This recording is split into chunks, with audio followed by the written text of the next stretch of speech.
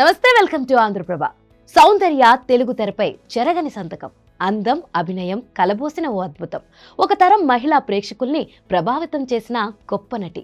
మహానటి సావిత్రి తర్వాత ఆ స్థాయి నటన గుర్తింపు దక్కించుకున్న నటి. చిలిపిదనపు పాత్రలతో పరిచయమై అటుపై దక్షిణాది సినిమాలకే ఆప్త మిత్రురాలుగా మారిపోయింది.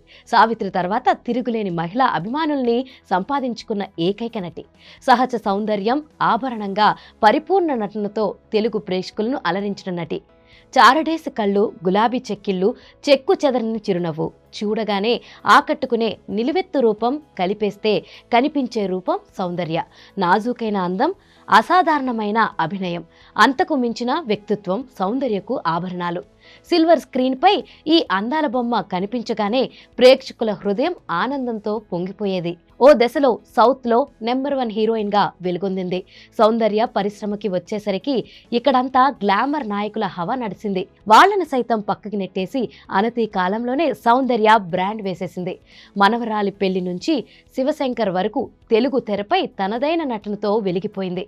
మరి అంతటి ప్రభావవంతురాలు అందం సినిమాలోకి ఎలా వచ్చింది అంటే ఓ ఇంట్రెస్టింగ్ విషయం తెలుస్తుంది. అందుకు సౌందర్య పాత వీడియోలు సరైన సమాధానం దొరుకుతుంది. అందులో తాను ఎలా సినిమాలోకి వచ్చిందో రివీల్ చేశారు.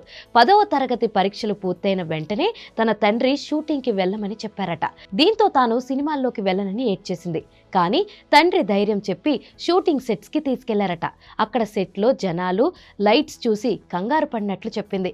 అక్కడ తనకేం అర్థం కాలేదని డైరెక్టర్ చెప్పినట్లు చేసి ఇంటికి వచ్చేశానన్నది. ఆ తర్వాత సినిమాల్లో అవకాశాలు ఒకదాని తర్వాత ఒకటి రావడంతో తన యాక్టింగ్ రంగంలో కొనసాగినట్లు తెలిపారు.